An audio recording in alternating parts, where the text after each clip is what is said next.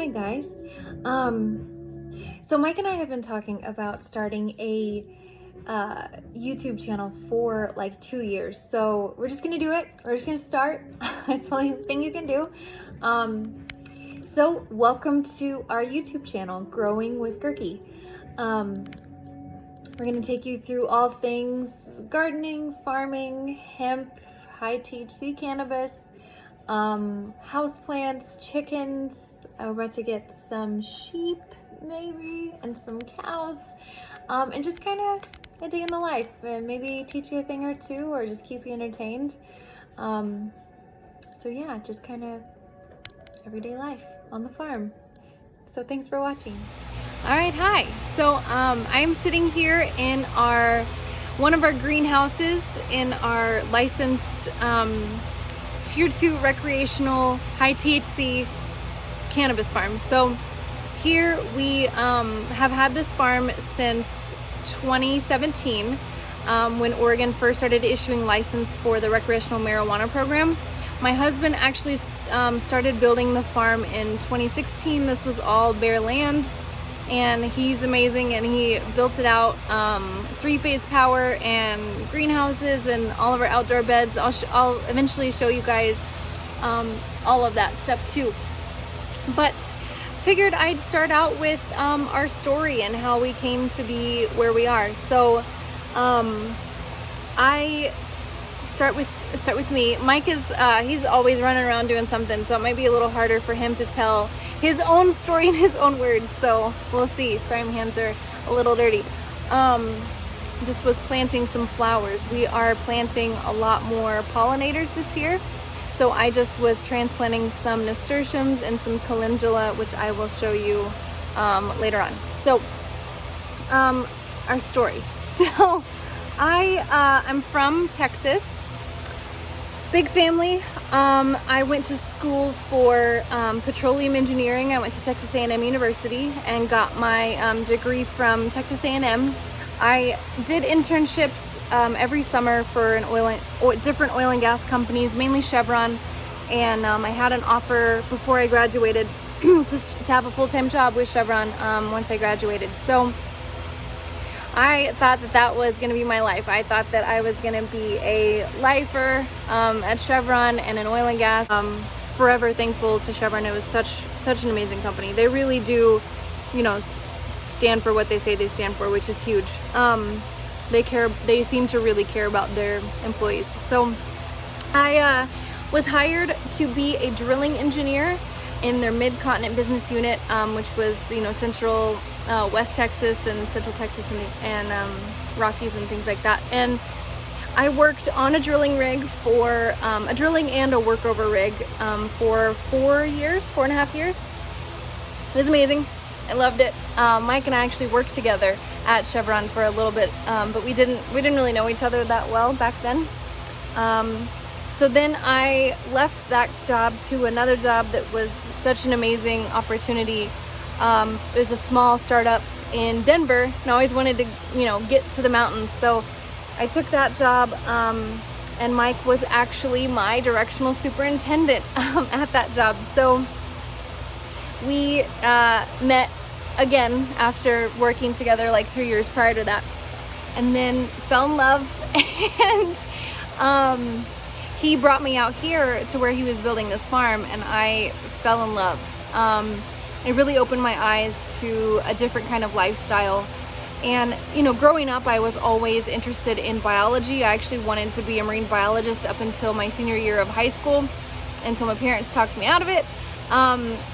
But I went to marine biology summer camps. I read books about marine biology. So for me, it kind of came full circle in a unique way, because I started really diving into soil biology and basically the universe under our feet, and why living soil is so amazing and so important, and so needed in this time in our agricultural life as a country and as a world population. So it really opened my eyes that I could define happiness and define myself in a different way than a corporate engineer climbing the corporate ladder, running the rat race.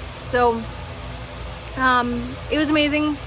I ended up leaving my job at that company, moved out here to try and, you know, just dive in, and then spent about 3 months out here, and then got another opportunity in oil and gas that I felt like I couldn't turn down. I felt like I couldn't turn it down, and the rec market, the recreational marijuana market, was not doing well financially.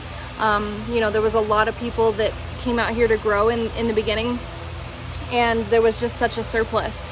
So we really weren't making any money over here, and we needed to kind of keep the wheels on the bus. So we both, you know, kept our jobs in oil and gas. I accepted that position, moved back to Denver. You know, it's hard to run a business even in the same state, let alone a different state, when Mike was still working on the rigs, and it was hard.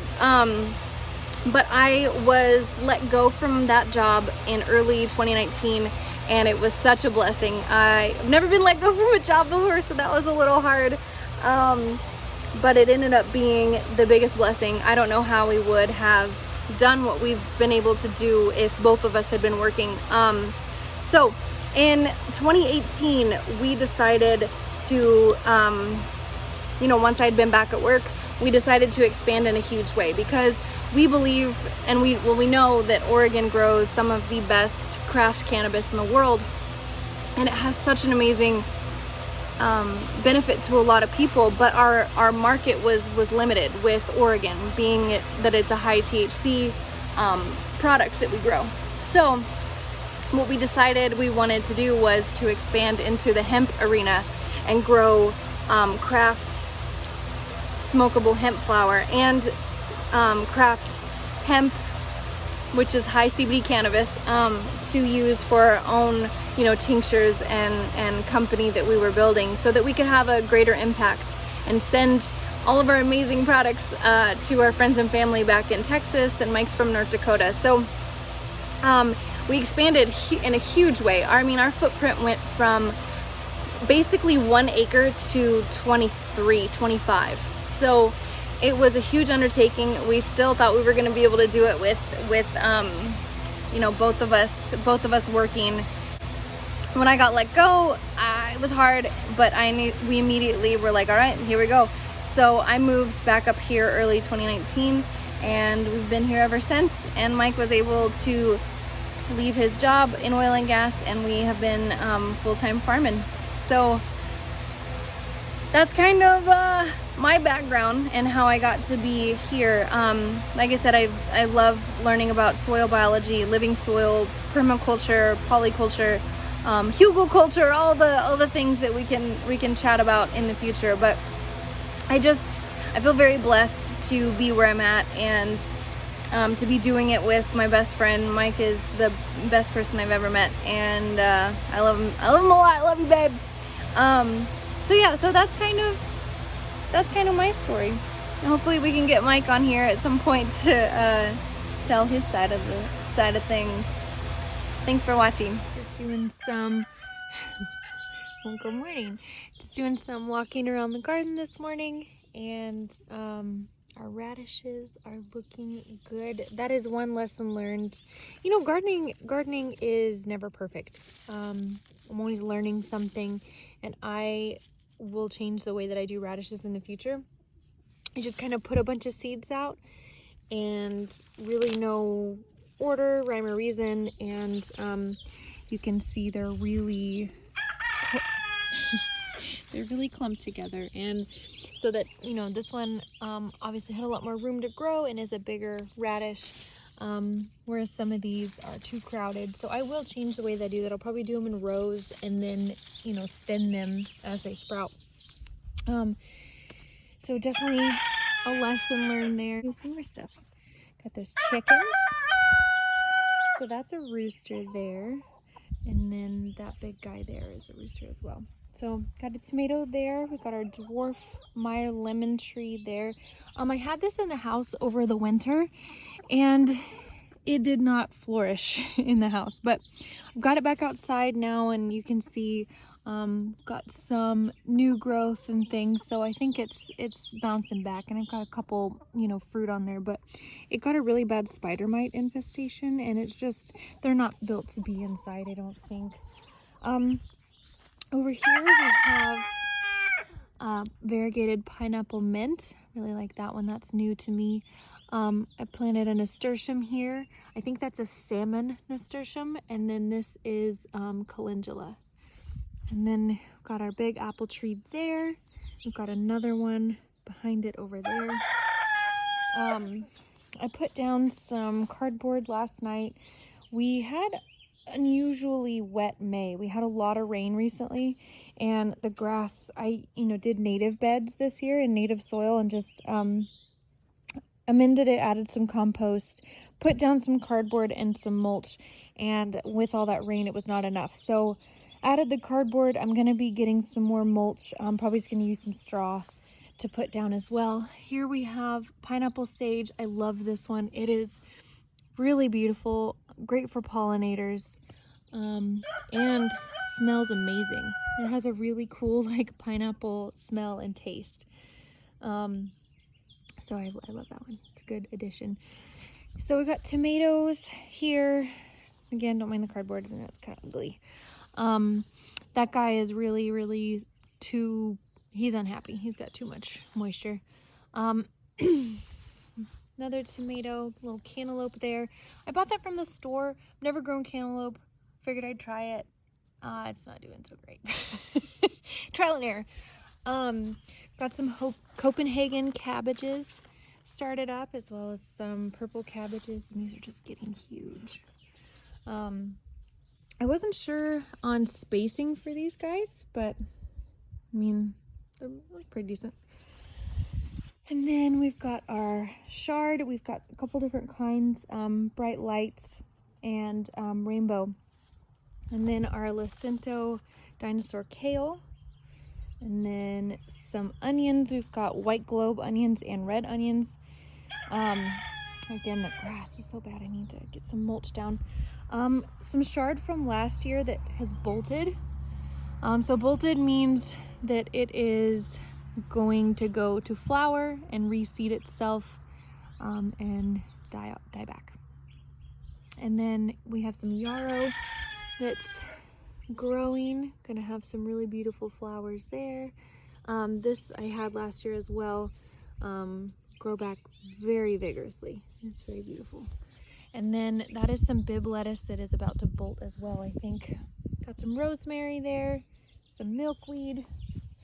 Over here we've got, my husband and I mowed last night. So, but here we've got Walla Walla sweet onions. Quite a few of those we planted, I think, in March, and they will be ready to harvest in June and July. And then this grow bag is carrots. And then all of those are potatoes. So I already went ahead and backfilled these with soil. Well, it was an acidic soil and compost mix. So I started the potatoes. I started the potatoes with about halfway full of soil, and then once they sprouted and got to about the top of the bag, I mixed another batch of soil and topped it off. That way, so you'll have tubers from top to bottom. So wherever you cover with soil, they'll sprout and form more tubers. So I did the same with that guy and that one, and I still have to fill in those two smaller bags. So this is what I use, GMB Organics acid planting mix, but any acid loving soil mix will work for those. Got a beautiful view. There's that other apple tree, and then we've got a plum tree and then another plum tree. So one just started this year, and then one we had last year.